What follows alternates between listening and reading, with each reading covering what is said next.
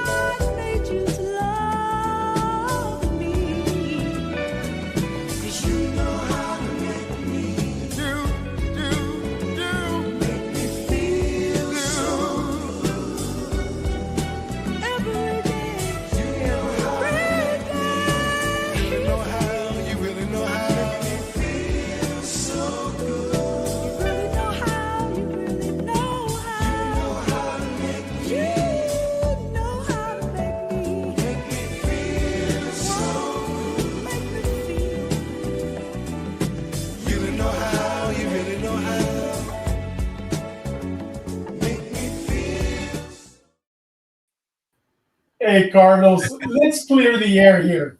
I know you did not tell Benny to play that song as your opening, did you? I did not. I did make no recommendations. You know, Benny has a secret crush on you, right? I mean, Benny has a secret crush on you, Holmes. There is no doubt at all, man. Benny, I'll tell you, I told him, I go, tell Carlos. Carlos loves oldies. Carlos loves rancheras. I go, he loves country western. His favorite singer is George Strait. I go, play a good George Strait. Carlos will love it. He goes, no. What I remember of Carlos is when I was working the county jail, he would come and I would tell him, hey, I got this guy here. I got this Emmett guy. He would come, and then I'd run into him at the LPOA parties. And then everybody'd be slow dancing with their wives, with their girlfriends. And that's what I remember. So I'm going to play a special song that I remember Carlos from.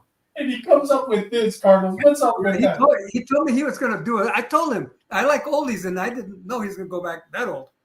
No, dude, this isn't an oldie, man. This is a love song, brother. Actually, Hey, they're but you almost know all what, love man? Hey, songs. it is what it is, man. The pictures were awesome. The song was good, but I know you would have enjoyed a George Strait or a Sit in the Park or something with the Midnighters. But it is what it is. Hey, brother, we are honored, de veras, de todo corazón. I say this to have you today. Benny couldn't be with us. Chalo couldn't be with us. They had some family emergencies, but it looks like everything is fine now. Pero we got Big Doug with us, and we got a great show. And today, we apologize to everybody for being a little late. We had some little difficulties, but thank God we're on. We're going to have an outstanding show. But once again, it seems like every week somebody is dying. Somebody, one of our brothers, one of our sisters. And once again, yesterday, San Bernardino, rest in paradise, our San Bernardino County Sheriff, our brother in arms and our brother in Christ. He was a born again Christian. Andrew Nunez in the watch 102725.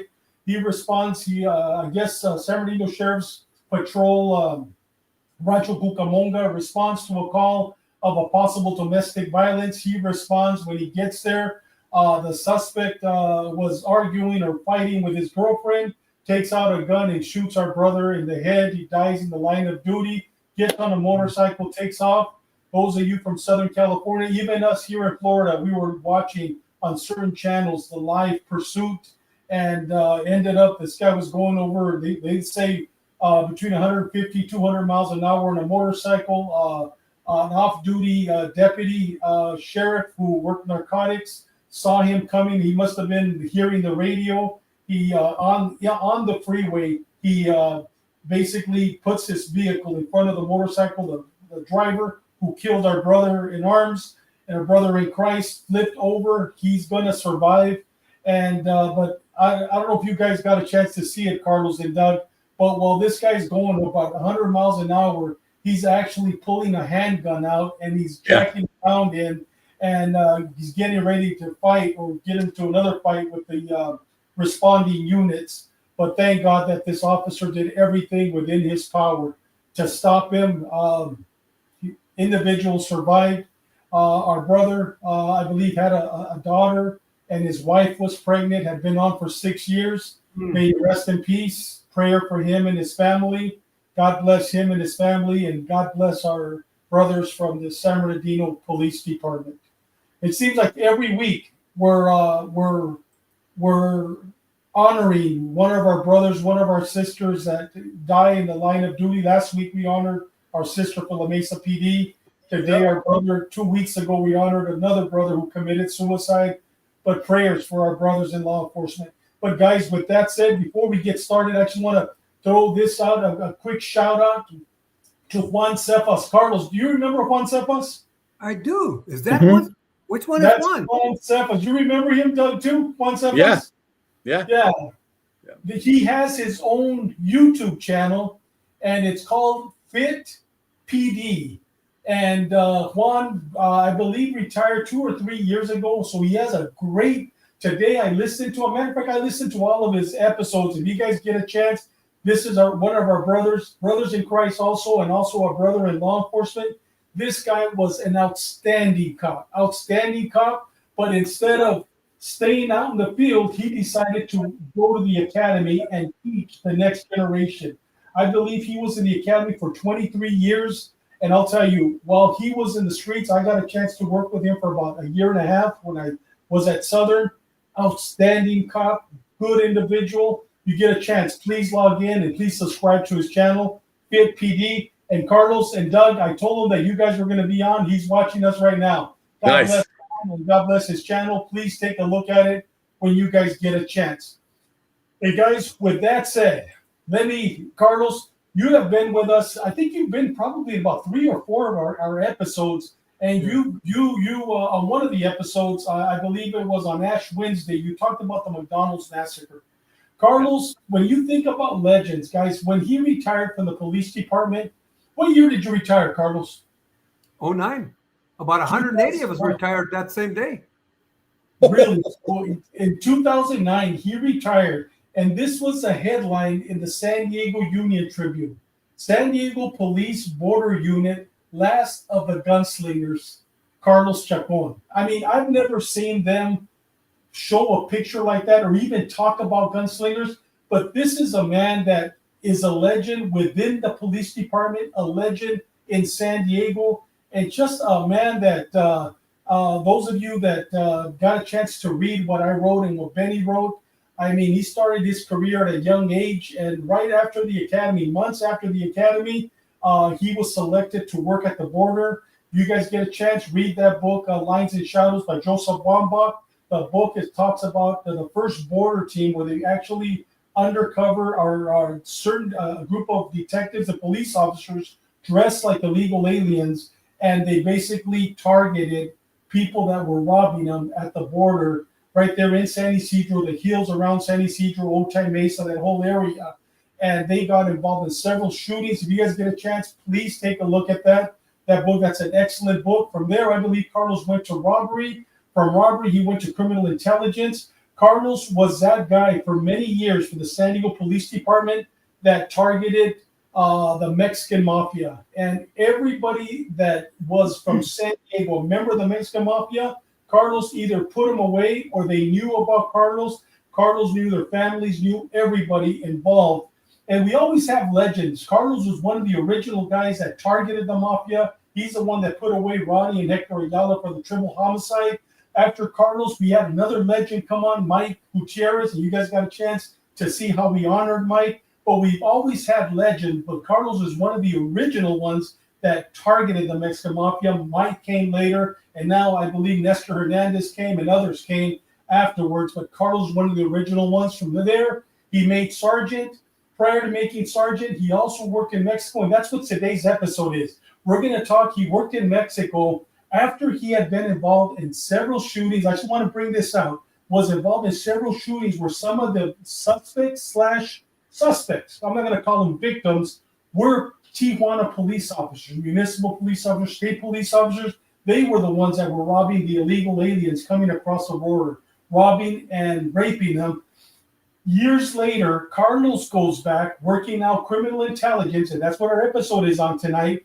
He goes back, this is years later, as a liaison officer. And Carlos is going to take us to that part of his career, where at first everybody, Tijuana cops saw him as an enemy, and how Carlos was able to turn them, a lot of them into informants, a lot of them into associates, a lot of them gave him a lot of information, was able to solve a lot of crimes, murders, rapes in Mexico because of the way he treated the Mexican cops. And we're going to talk about that today. And guys, without further ado, let me go ahead and take this down real quick. Carlos Chacon, welcome once again, brother. Mil gracias. Thank you. Good seeing you, Carlos. Likewise, buddy. Likewise. All right. With that said, Doug, more, Doug. What's that now? Go ahead, Carlos. No, I was just saying, I'm surprised that Doug and I don't run into each other more than we do, since we only live about a mile away from each other. Exactly. Well, I've been you out know of town what? for a while. Yeah, Doug actually has two homes. He has the one where we're talking about, that area, and he also has another home in Tennessee. So he goes to both places. Yeah. To both places. But guys, with that said, I've talked enough. Doug, it's all yours. The questions are yours, and let's rock and roll. Here we go. Carlos, how long were you a detective before you got assigned to the Criminal Intelligence Unit, or CIU? And then what was your first year like there? I actually received my 5-year pin in intelligence. Wow. The BARF team, which I'm wearing the BARF shirt, by the way, the BARF team, it created a lot of opportunities career-wise for us. It was a really rough. It was rough family-wise, and it was rough work-wise. Yeah. It was hard on the families because after a while, we were involved in a number of shootouts, and the families would be watching the TV, and the news media was different back then. All of a sudden, there'd be an interruption on on the screen when the family's watching TV, and it'll say another shooting at the border, film at 11. So I mean, they'd freak out. I don't know if you guys remember Art Palmer. Yeah. Yes. Art Palmer. I don't remember if he was assigned to it as part of his field sergeant duties, but the first thing he would do is he'd get on the phone, call all the families, said nobody's been shot, everybody's okay, for the most part. And then they'd make arrangements to have us reunite with the families or make sure that they were or not under undue stress. But it was tough. A lot of families, I think almost everybody got a divorce at some point or other. Yeah. And then I can't help but think I had no idea what PTSD was until the McDonald's thing for me. But I could see a lot of the guys going through PTSD, and when it hit me hard. But that was because of the McDonald's thing. I remember I was in an intelligence meeting with LAPD intelligence, the FBI. In fact, it was on Whittier. I think it was at the FBI office there, and I was given the task of interviewing. I don't think any of the children that were there at McDonald's spoke English. They all spoke Spanish. And I learned a lot about how the minds of children works under those awful critical circumstances. I remember that as I'm interviewing the kids at the hospital, because they all went to the hospital to get checked. There was one, I don't know if you remember it, but there was a child that ran out the back door. Back then, there were no slides and stuff. There were some other, playground, but not like there are now, and those indoor playgrounds. And all the kids were back there, and there was a block wall, the back wall where the door was to go out into the playground. It went up about 3.5 feet, and it was all concrete or cement block. And when the shooting started, the mothers grabbed their children and went under their tables and were shielded by that block wall as it was taking place. But the kids, remember, I don't know if you remember, but there was this one young boy. He was a boy. He runs out the back door, and then he goes out the side gate to where he had his bike parked. And to the child that I interviewed, they all remembered this little boy getting on his bike, but before he got on his bike, he did that pain thing in his back, and then they saw him climb on his bike and ride away. But the kid never made it on his bike. He fell on top of his bike and he died there. Hey, Carlos, a young man's name was Omar Hernandez. Yeah. That was his name. I'm not sure I would want to remember that name, but I remember the boy, and I remember all the kids. They all, to a kid, they all saw him get on his bike and ride away, and I couldn't help but wonder, someday these kids' minds is going to wake up and say, "Whoa, that's what happened," and then how it would have that effect on them. What kind of an effect it would have on them. Must have been some type of coping mechanism, right? He got away. It was. It was a coping mechanism for me too, because I started to tell you that I went, months later, I'm at this intelligence meeting, and we break for lunch, and there was a female detective from intelligence. She says, "I know where there's this really great torpedo shop." So we went down there. We got on the elevator, went all the way down, and as the door opens up on the elevator, there's this little girl. She was the cutest little thing. She could have been 3.5 maybe, and she's got on a yellow dress with I remember a ribbon, and she looked up, smiled at us, turns around and runs back to her mom. I lost it. I just lost it. And I could not cope with that scene for months. And then to boot, there was a movie that came out, Apocalypto.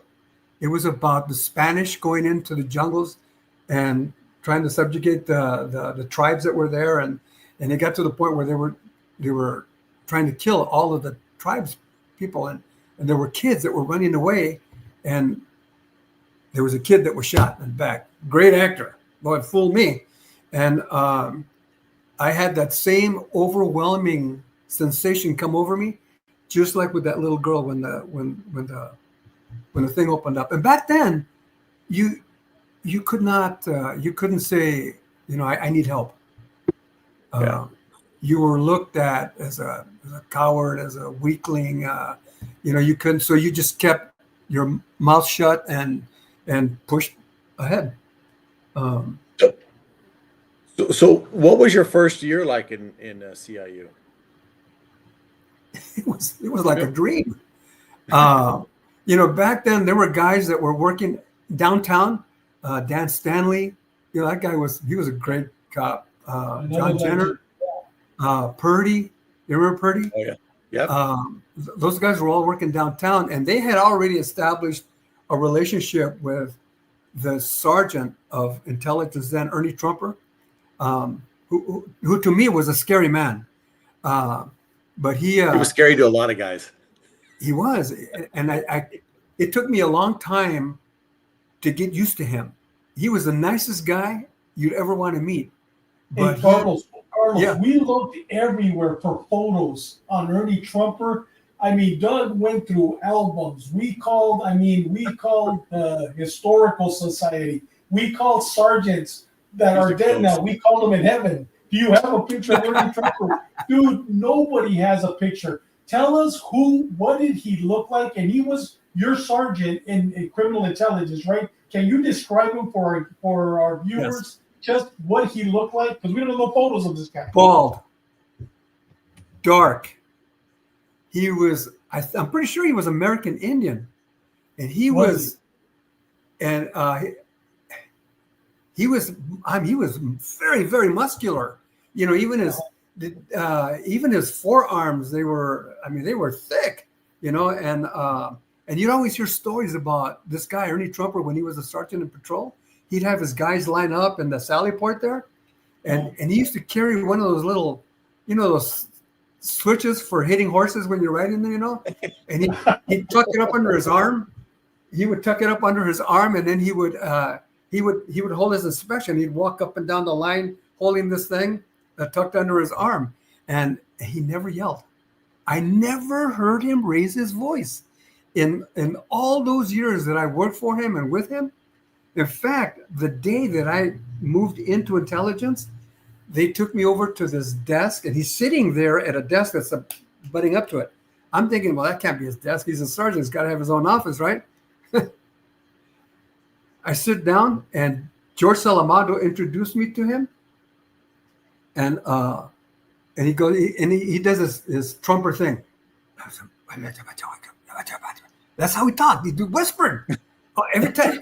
I mean, he whispered, and then you knew he was talking to you because he's looking at you, and he's kind of doing this real soft voice, and then all of a sudden you go, he had just told you a joke. You never heard it, but it was funny to him, so he's laughing, and you start to laugh. You go along with this guy. I mean, he was scary to look at, but he turned out to be my hero. He was a great guy. But he was scary. Carlos, can you also tell us how our criminal intelligence was back then? I mean, only the cream of the crop went to criminal intelligence. I mean, but you guys took our CIU, what I hear, because I went years later under Andy Mills, which he took us to a different hemisphere. But when you were there, you and I have talked. You've shared some wonderful stories of the deep investigations, terrorists. Can you share some of those with our viewers? Well, there were back then the FBI didn't really want to work with us, and they would tell us they were not involved in something, but they were actually involved in something, and we'd catch them counter surveilling us, doing our things, and Ernie would go, he'd go, go have dispatch run a unit over here and FI those guys. We knew who they were, but we weren't saying it, you know. And then because they were listening to our air, and as soon as the dispatch would send somebody to contact these guys, they disappear like cockroach when the light turns on in the dark room, you know. But I mean, there wasn't a lot of federal cooperation back then. They're not in the beginning, but No. It turns out that we worked really well because we developed a very special relationship, a rapport. Hold on a second. My 100-pound German Shepherd wants to come in. No, Mom, you stay there. So, in fact, they were not the first federal agency. We worked with the federal marshals. Bud Johnson, do you remember Bud Johnson? We worked a lot with them. Pat Burst worked a lot more with the federal marshals and the sheriffs than the rest of us because it was having to do with bikers, the Mongols, the Hells Angels, and so on. So they would only pull us in when they needed a lot of manpower for surveillances or arrests, execution of search warrants, that sort of thing. And especially if anybody went up on a Title III on them, you had to have round the clock surveillances on them, and everything was run out of the FBI office. But I lost my train of thought. Where were we going? Carlos, share with us one of the most memorable cases, because you talked to me about some of them. I mean, when you guys in LA and he, the things that this man did, where he took CIU to a different level. Ernie did. We used to get calls. I remember when I was there a few months, and I get this call from this guy named Bobby Dominguez. He's LAPD. I didn't know he was the LAPD. They called it LAPD ID, an intelligence unit or division for LAPD, and he was the sergeant. He was the Ernie Trumper of LAPD ID. LAPD. Yeah. And this guy calls me up and says, "Hey, this is Dominguez from LAPD. Can you? I need something. Can you help me out?" And I go, "Yeah, sure. Let me just run it past my sergeant real quick." And he kind of chuckled a little bit, and I go over and I tell Ernie, and he goes, "Who wants that information?" I go, "Bobby Dominguez from LAPD," and he goes, drop everything that you're doing. I don't care what you're doing. Drop what you're doing. Give him everything he needs. Give it to him now. Whew, okay. You know, and we get calls from New York PD intelligence asking for Ernie Trumper. And I mean, we'd drop we would drop everything for these people. And we had informants everywhere, but we had really, really good investigators. We had guys infiltrating and in not so much infiltrating, but developing rapport and relationships, you know, and we used to have really good budgets then for doing what we need to do, take people to lunch, take them to dinner, you know. Man, we used to buy informants' cars, fill up with gas, and we'd send them on the radical side, for the communist side, like the Communist Revolutionary Party. You know, they'd have these conventions in Chicago. We'd send them to Chicago, and then they'd come back, and we'd have to deprogram them because they'd come back and their minds would be all crazy. You know, they were almost convinced that what they were being asked to spy upon was a good thing. So we'd take them somewhere, and we would debrief them, you know, and we would go, well, what did they do? And I used to love infiltrating the Communist Workers' Party, Communist Party USA, the Revolutionary Communist Party, and I would pick my informants by prostitutes were the best informants ever, and I would select them as my potential informants for infiltrating into these groups based on two things. Actually, one thing. El Cajon Boulevard, it was always inundated with the prostitutes. And I would sit there and I would watch them. I would never do anything in terms of law enforcement, but I would watch them, and they the ones that I would select were the ones that were reading a book and having the thumbs out. They were always reading. And that was one of the things that they needed to do for us was we used to just get all kinds of material because they'd have to get into the head of all of these organizations that we were going to be sending them into. And they were perfect. They were perfect because they read so much material on these organizations that it was easy for them to establish relationships. And then the female informants, it doesn't matter if they're prostitutes, if they're white, if they're black, if they're Hispanic. That's why the guys working street gangs would get so much information because they would befriend the females. The guys in one gang could not go party with guys in another gang. It just wasn't happening. They were enemies. They were mortal enemies. But the girls could go anywhere.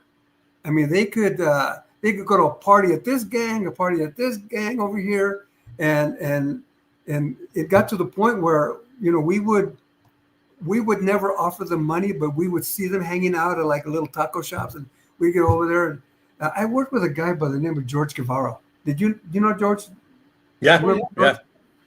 George used to drive me crazy. I never felt like I could depend on George to back me up in a fight, but I could always depend on George because he had the gift of gab. I mean, this guy, he'd start flirting with these little girls, and that were in high school and hang out with these gangs, and he'd buy them all a burrito, or he'd buy them all something, or just talking to them or just flirting with them, and I hate to say it, but the more homely they were, the more overweight they were. They had a lot of issues, self-esteem issues, and George would build them up. He would build them up, and we would become friends. And because of George, I would be kind of just drug along, in his shirt tails, and we would become friends with these girls. And homicides would go down, gang on gang.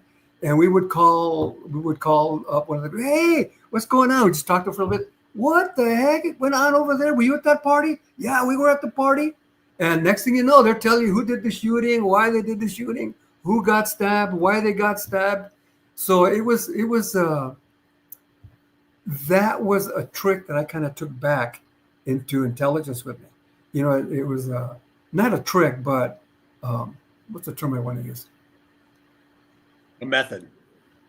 Yeah, an MO. Yeah, a method. Yeah. And I would be real nice to these women, these prostitutes that I'd have arrested on the boulevard. They were all, no heroin addict, and they were all heroin addicts. No heroin addict can fight it, the addiction, and they get sick. I mean, they would get so sick. And what I would do is I would go the next day after they were booked into jail, and all of them had warrants, so they weren't going to get let out right away. And some of them had to stay there for months at a time, to do their time. It wasn't like today, I guess, but we would I would go in there and I'd pull them out, and they would dry heaving. Their breath smelled awful. Their hair was awful. They didn't care how they looked, how they smelled, nothing. Their clothes were all wrinkled. And then I would talk to them for just maybe 30 minutes the first time. And they go, hey, listen, if you need any toothpaste and stuff like that, I'm going to put $20 on your books. And they go, why are you going to put money on my books? You don't know me. And then I said, I'm just going to do it. And I'll come back next Wednesday. And I made it a point to go back every week, the same day of the week, the same time of the day. And I knew that I was getting to them when I'd come back, and now they're starting to brush their teeth. They couldn't use lipstick in the jails, but they had that lip balm stuff, and they'd put that on. Their hair would be combed, their clothes would be, and they'd actually, why did you have to go so soon? And then they would say, can you leave me some money on my books? I go, yeah. And I would leave twice as much as I left the time before. And I would do that for, say, they were there for 8 months. I would up to 6 months. And now they were looking forward because nobody in their family wanted them anymore. Heroin addicts have a way of burning. Yeah, they burn their own bridges. You know, big time. It didn't matter if it was their mother, their kids, their brothers, their sisters, nothing. Because they were stealing from everybody. And they would...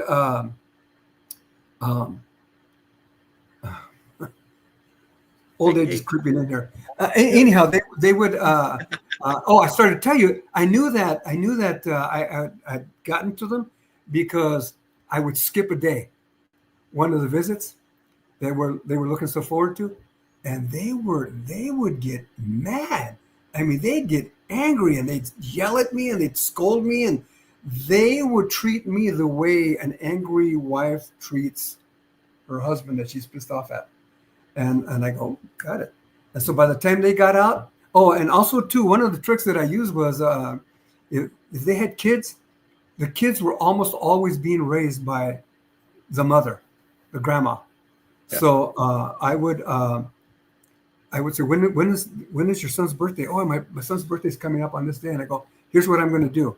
I'm going to, but now I've already established that good relationship with him. I go, here's what I'm going to do. You call your mother on this day at this time on his birthday. And she would say, they won't take my call. I don't even call anymore. They won't take my call. They won't let me talk to my kids. I go, you call on that day and she'll let you talk to your kids. Watch. And this is what I'm going to do is I'm going to take your kid on his birthday. I'm going to take him a bunch of toys and basketballs or whatever he was into, footballs or whatever, baseball bats and car or whatever. And I would also take groceries. Grandma always needs groceries for those kids, and they go, well, who are you? Why are you bringing these up? You know what? I'm a friend of your daughter's. I know that she's locked up right now, but I owed her a lot of money from a favor that she did for me. So I went to put the money on her books, and she told me not to. She told me to bring the stuff to you guys. And then, and at 2:00 that day, they would call. They were very grateful. And at 2:00 that day, she would call, and oh, mija, how are you? It's your son's birthday. Thank you for the food. And then that relationship would start to mend again between her and her mom and her kids, and they really appreciated that. The guys. Carlos, let me ask you a quick question. When you went to intelligence, did you go to Mexico liaison first, or did you work Mexican mafia cases? Sorry, it's good wine. I went to Mexico towards the end of my intelligence career. So at the beginning, that's where I said at the very beginning. I mean, you're the one that did the Ronnie and Hector Ayala caper. You did that one. You identified all the Emmett guys throughout San Diego. So now let's go. I mean, you became a legend there. I mean, when I was working at Donovan, growing up there in Chula Vista, Otay area, I had always heard about you. But, I mean, everybody in San Diego, if they needed somebody, LAPD, New York, whatever, wanted something on the Mexican Mafia, Aryan Brotherhood, Black Guerrilla Family, Texas Syndicate, they would call Carlos Chacon. So now you became that expert. You became that expert at the border. You became that expert in gangs. So now you're working in Mexico. Take us there. You talked about Ernie Trumper. The guy's a legend. You're working Mexican Mafia. You became a legend there. But what happened in Mexico? Were you scared to go to Mexico? Did you fear going to Mexico? Because, I mean, you had been involved, like I said before, in several shootings. And you never know if one of the guys you shot, their kid is now a cop 5, 10, 15 years later. Can you share with us your frame of mind back then? I don't think that I was scared so much as I was always paranoid. I mean, I didn't trust anybody at first. And I was very, very fortunate because Manny Smith, Sr., he grew up, I think, in Tijuana, and then eventually became a cop over here. But I think he was raised in Tijuana. All his cousins were all in law enforcement. In fact, the shootout that we got into with Tijuana PD, the guy that I shot was his cousin, the one that I shot in the stomach. Really? And, Wow, I never knew that. um, I was always afraid because Manny would say, "Come on," he didn't trust. Manny Smith didn't trust Manny Lopez, and Manny Smith and Ron Collins too. You know, they were convinced that we had grabbed these guys and drug them onto the U.S. side of the border. We never did anything like that. So Manny Smith, so people that are listening, Manny Smith and Collins were the liaisons working intelligence when you were working the border. Yes. So these guys are mending fences over here, and you guys are shooting them down. So just so people that are listening, when you're talking about these two, these guys are CIU, where you became later, 10, 15 years later, right.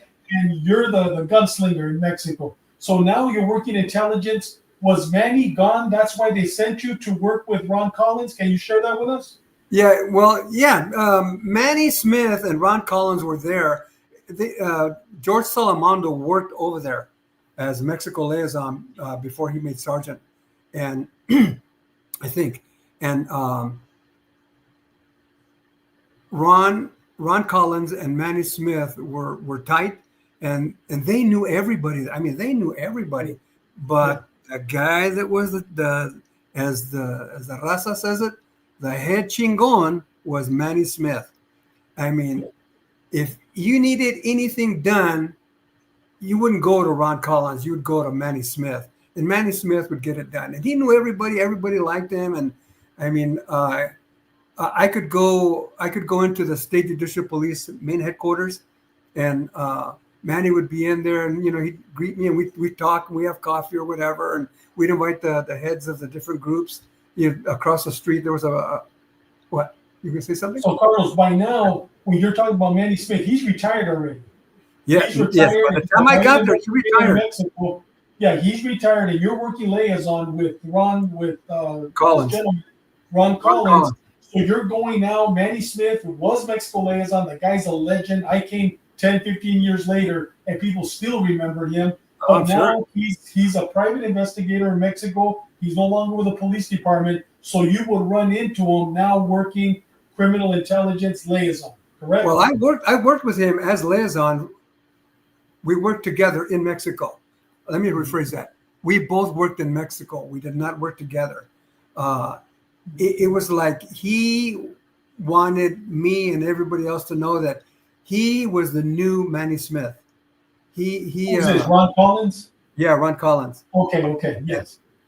And I remember that, I can't remember if it was, I think it was still Ernie Trump or, no, it was Campbell. Campbell told him to take me into Mexico and introduce me to all the people that I needed to know to get my work done as a liaison officer over there. And he goes, sure. He took me over there and he introduced me like to 3 different people, heads of different, what they call delegaciones, substations. Yeah. And Substations. I never saw him again after that. I couldn't get him to help me for nothing.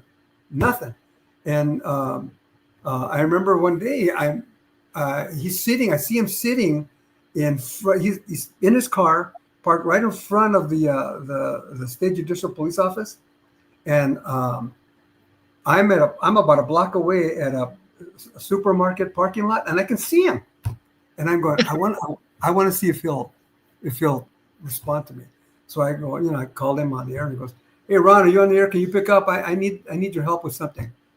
And I see him do this. He looks down at his mic, and he just continues doing what he's doing, but he would not pick up the mic. So I knew at that point that I could never count on him for anything. And so he was your partner in Mexico. Yeah. He was supposed to watch your back in Mexico, but he's not taking your call. Yeah. Wow. What years were you the liaison? Do you remember? I think it was from 89 to 90, right around in there. For a couple of years. I remember. I think everybody at the PD knew that there was a CIU. No one really knew what you guys did because it was pretty secretive back then. and you couldn't walk in the offices up there, No. in headquarters. And I remember my uncle had gotten arrested down in Mexico, and my grandmother was getting a lot of phone calls about money. Money needed to be sent down there. So I got a hold of LD Martin, who had been my sergeant in the past, and I says, "Hey, how do I find out if this is a scam?" And he gave me your number. I remember specifically, and you said you would find out, and you found out within 4 days that he was in La Mesa prison down there, and that those were legitimate phone calls. That if you wanted to eat and he wanted some niceties, that he had to have some cash.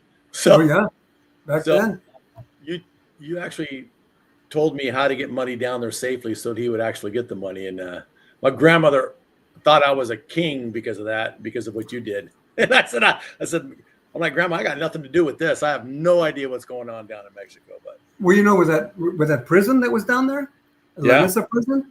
La Mesa, yeah.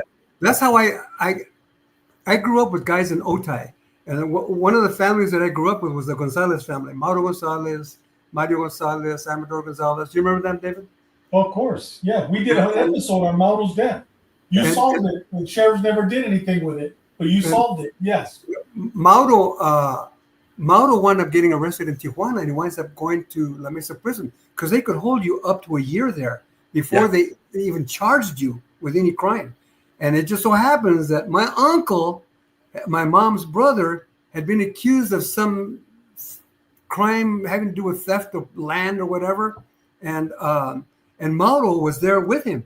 So we would go visit Mauro, and then we found out, Mauro asked me if I could bring his wife over to visit with him while we visited with my uncle. So that became a once a week thing. I would get Barbara and I would take her over there, and she was very, very appreciative. So was Mauro.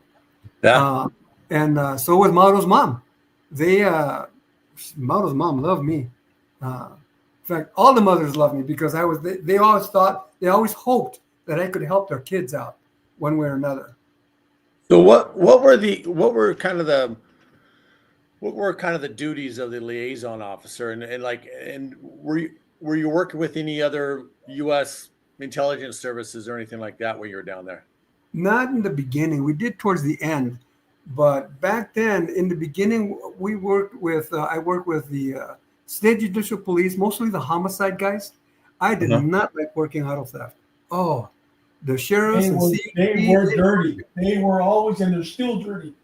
Oh my gosh, these guys, they would hold a car for, and the more nice the car, like I remember one time there was this kid from La Jolla stole a Mercedes-Benz, like a $90,000 Mercedes-Benz, and they chase him into Mexico. San Diego PD chases him into Mexico, and the guy gets caught over there. Well, of course they take his Mercedes. And one of the things that the bosses do, if it's a really nice car, they'll take it and they'll drive it around until the negotiations are concluded with the insurance companies. Or they'll let their wives drive it around or their kids drive it around, And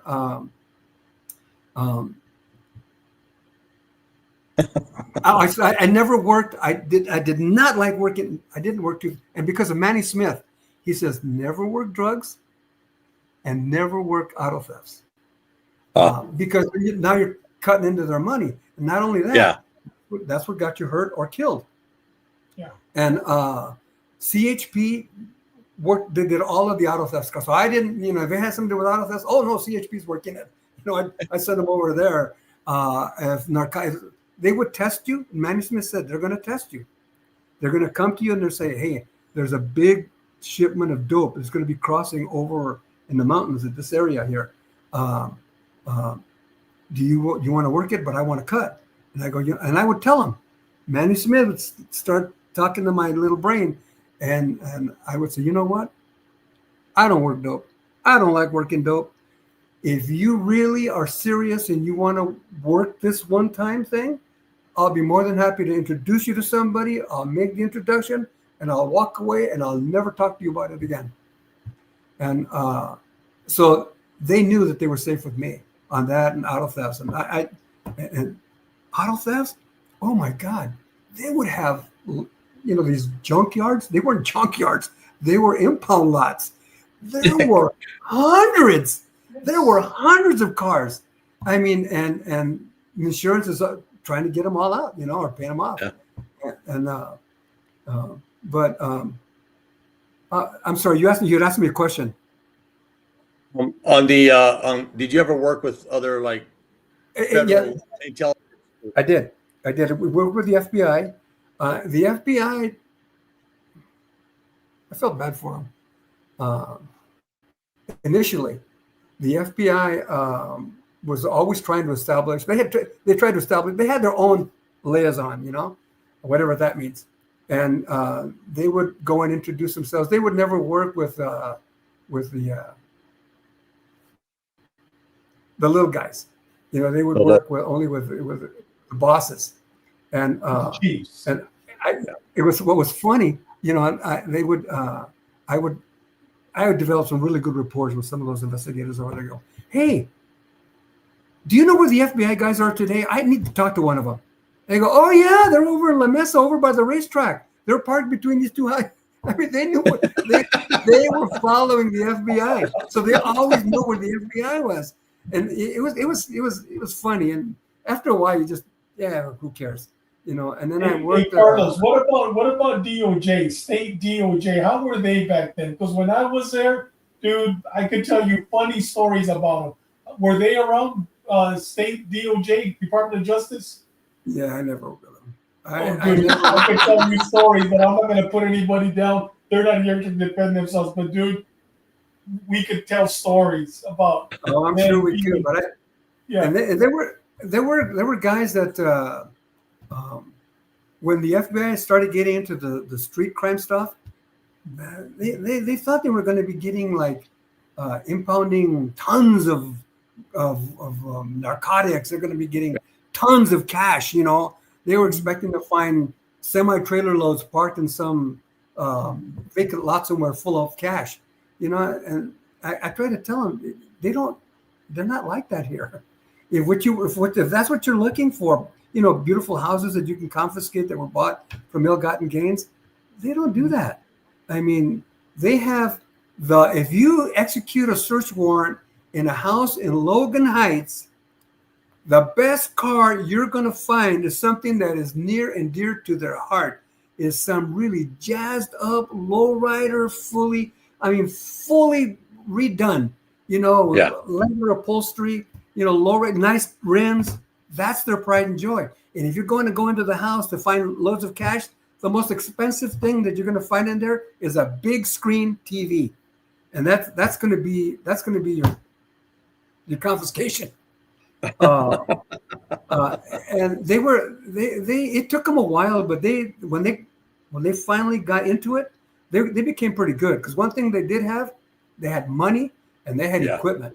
And if they didn't have the equipment, they had the money to buy the equipment. They had surveillance teams, and they were all good guys. I became good friends with all of them, and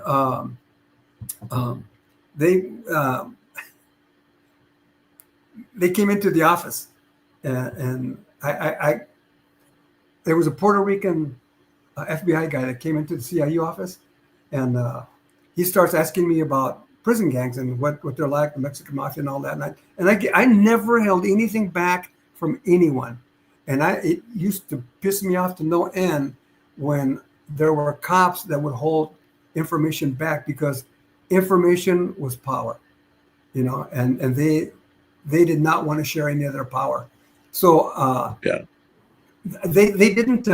They give them all the information I had, and I give them pictures, reports, and never saw them again. And about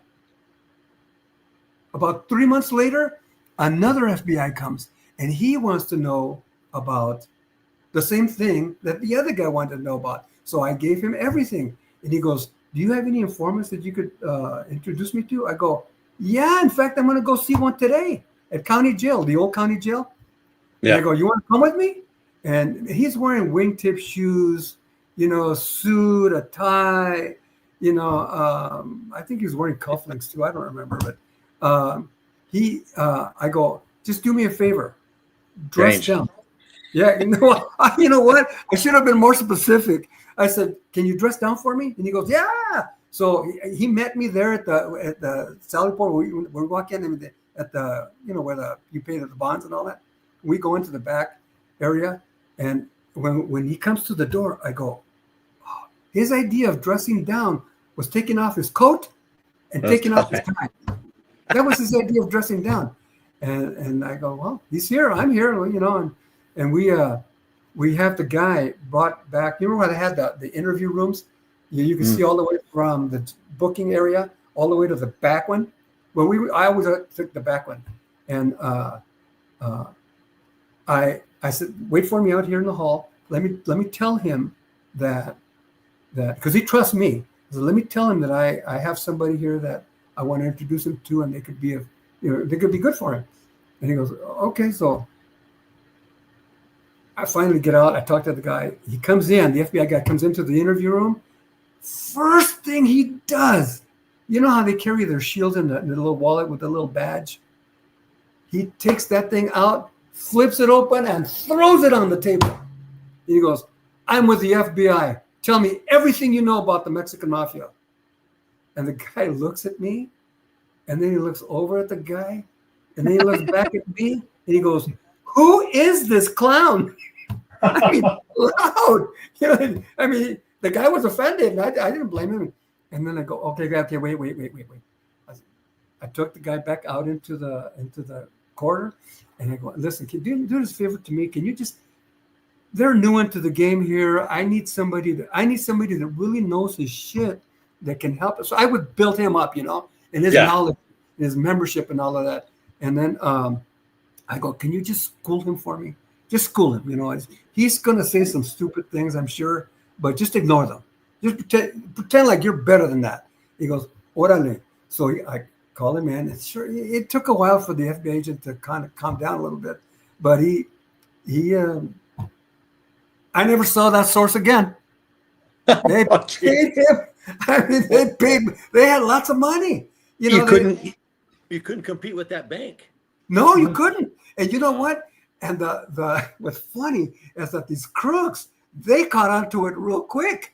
Because when it comes to manipulating, they were better at manipulating the FBI than the FBI was better at manipulating them.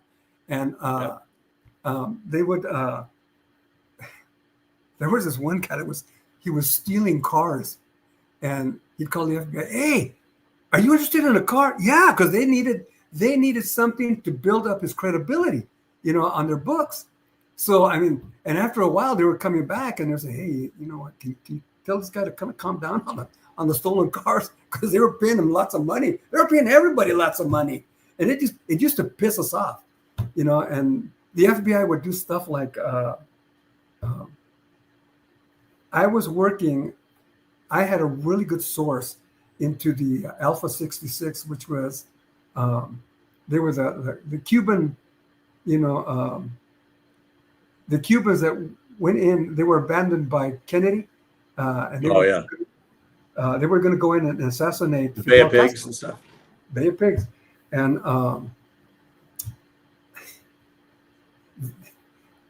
they would.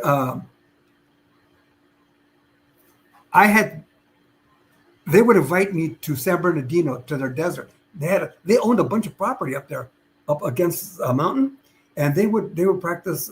They were very, very anti-communist. They hated communists, and they would have people. They would get together with the college students, university students, who were also anti-communist out of Mexico, and they would come over here. They would cross over here. The Mexicans would cross over here in school buses, and they would have permits for one-day passes to Disneyland or Knott's Berry Farm or someplace.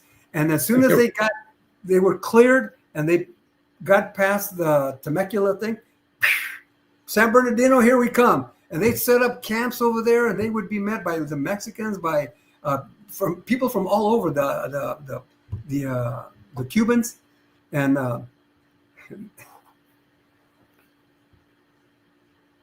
these guys gave me so much intelligence information about the Alpha 66. But you know what? The Alpha 66 was very pro-police. So it's not like they were giving me anything. I wasn't pulling teeth. They would tell me, "Oh yeah, we have teams here, we have teams over there. This is what we do. We have guns, or we don't have guns." And these guys, they would. Hey, Carlos, were you undercover with them, or did they know who you were? They knew who I was. Really? They knew exactly who I was. Mhm. But that's who developed that relationship with them before when I was introduced to him was George Salamado. He had developed them, but when he went to Mexico, I started taking everything over. And these guys, oh man, I lost my train of thought again. Doggone it. Yeah. Are you doing this to me? No, Carlos, no. are you doing this Hey, to me? Carlos, you know what, Carlos? Our worst enemies upon us. We've been out for an hour and 1 minute and 27 seconds. Dude, Kidding. literally, I know I say this all the time. I probably sound like a broken record. Literally, it went by so fast. We definitely want you to come back, because if you don't mind, just share real quick the story that you told me about working with the CIA when you were Mexico liaison. Do you remember that story you told me? Can you share it with our listeners? Because Yeah, I publicize that. Yeah, back then, the priorities of the different agencies were a lot different than they are now. But there are some federal agencies that can't work within a certain radius of the border. They're not allowed to. So they use surrogates. They would use surrogates like me, like maybe some sheriff or two, or the FBI. But the FBI hated to work with them. And the federal agencies that I worked with, I think they knew more about what was going on, especially in Ensenada, because Ensenada was a big hub of Russian spies that were coming in through Ensenada. They'd come in on these big freighters, these things that carry the big containers. Yeah. And you see them walking off, and they disappear into Ensenada. But they were into it. The federal agencies, not the FBI. Because they would have their own people in little carts. You know the little carts that sell the fruits and the drinks and all of that. They would have them up, and they would have cameras in these little carts of people that were coming out of Ensenada, and I'm sure all of that's gone now. It's changed, but yeah, they how can I say this? They were very good, and I was shocked at the stuff that they were doing over here. People that they were monitoring. I remember in 9/11, was it 9/11? It was before 9/11. I can't remember which incident it was, but I remember that I was helping one of the sheriffs that was working as a contractor for the federal agency, and they had rooms that they would take their people to, and I was shocked that they would share that with me, but they would also house them in complexes throughout San Diego. And as it turns out, I remember now, it came to light after 9/11, but they would have. Do you remember when it came out that there were people that wanted to learn how to fly jets? They didn't want to know how to land them. They just wanted to know how to fly them. And one of the guys that I was helping in one of those rooms, he goes, "Those bastards," and they each had, they didn't know it, but they each had people housed in the same apartment complexes. But they weren't they just were not communicating. And that's when all of that changed. When they were forced to communicate. But even with us, the foreign counterintelligence people for one of the federal agencies, they didn't want to tell us anything, but we had informants everywhere. We had a guy that came into my office. He was my source. And he says, "Hey, there's this guy that hit me up. He is from Cuba. He told me where they took to train him for spying in the United States. and this is his name. This is his picture.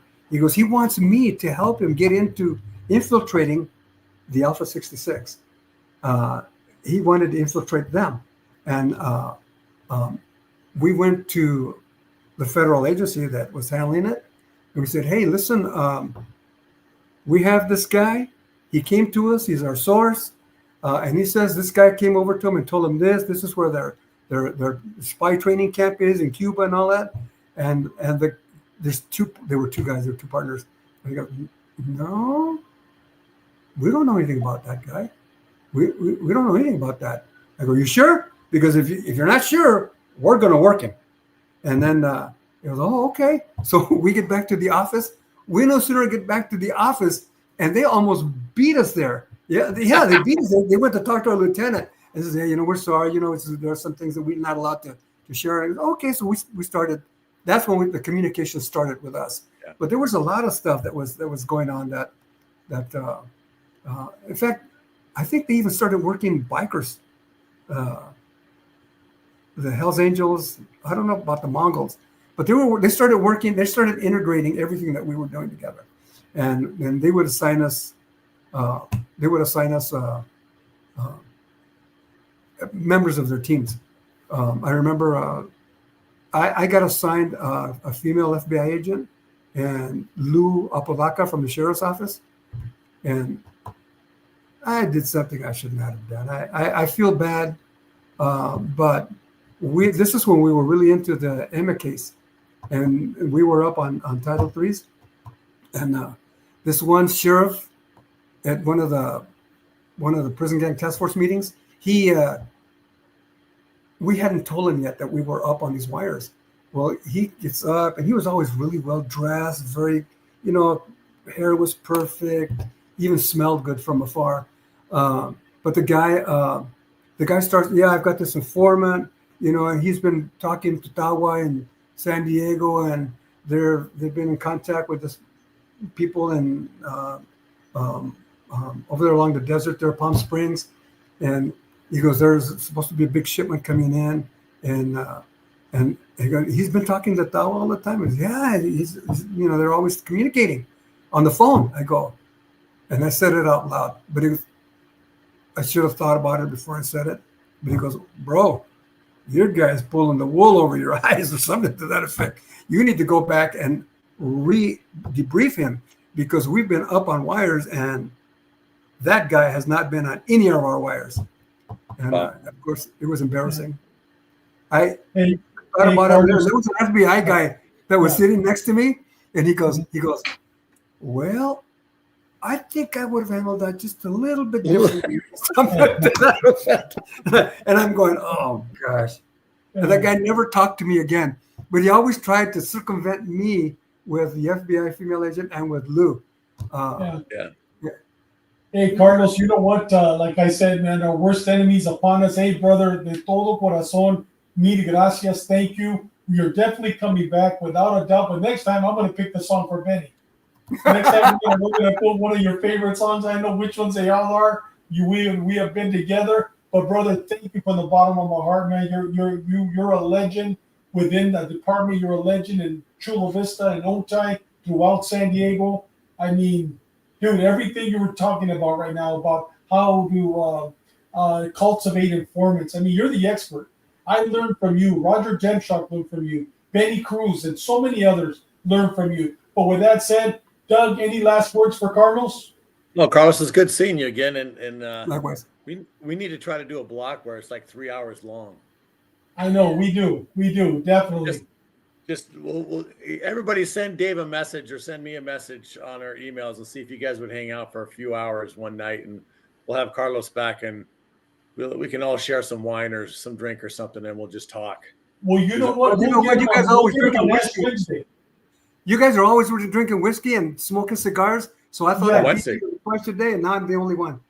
You're the only one. But you know what? Because this is an Ash Wednesday. We're going to get you on Ash Wednesday, Carlos. I'll be reaching out to you. Yeah. Hopefully next month. I think at the end of the month I got an opening. We'll bring you back. Dude, I just want to hear all these stories. They're great stories, but you're definitely coming back. Carlos, una vez más, mil gracias, and happy holidays, brother. But I'll be reaching out to you probably next week sometime. All right. Later, Doug. Thank All you, right. Carlos. See you, Carlos. Good seeing you again. Likewise.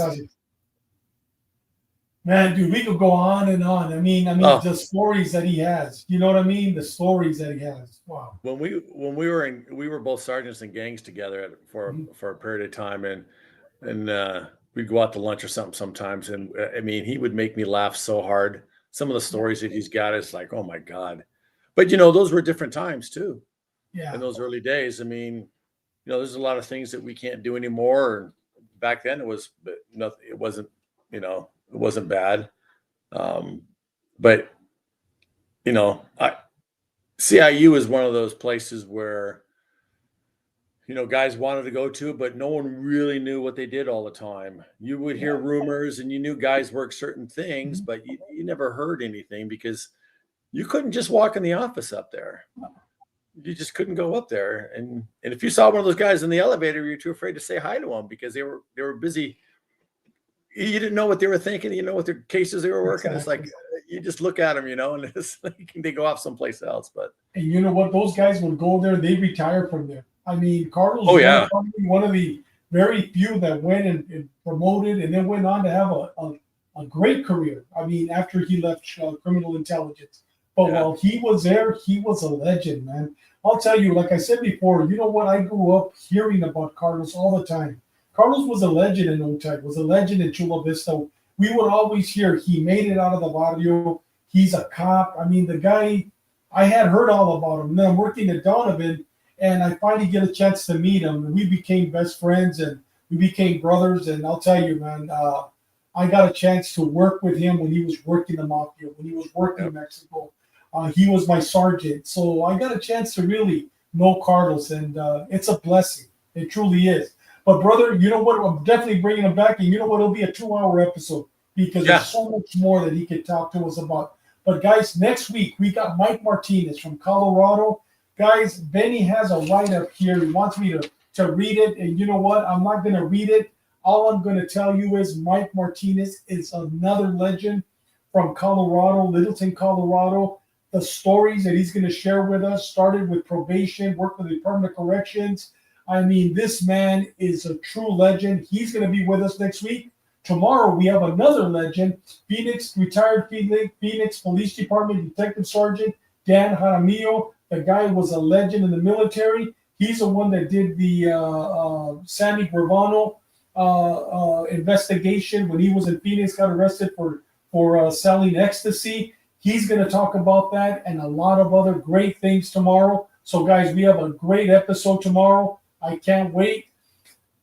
Man, I'm excited. It's going to be a great episode tomorrow, Doug. With Jaramillo and with Mike Martinez. It's going to be an excellent episode.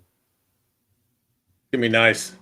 Yeah. I was confused tonight when I came on. I was getting everything all set up, and I realized, oh crap, I don't have my whiskey. And I started to get up and move everything around. I'm like, wait a minute, this isn't my night. I'm filling in tonight. There's no whiskey tonight. So that's right.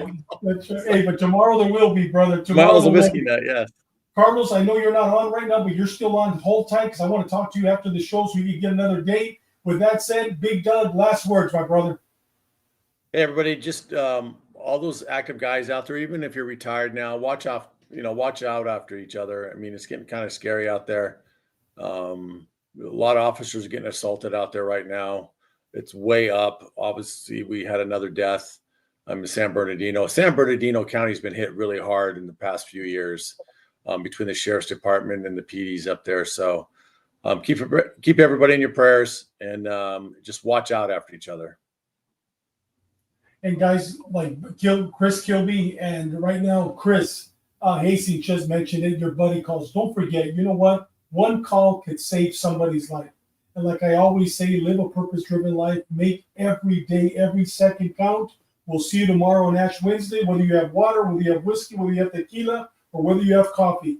You know what? We got an outstanding guest like we had today with the legend, Carlos Chacon. We have another legend with the Phoenix Police Department, Dan Jaramillo. God bless you. And Carlos, this song's dedicated to you. I almost.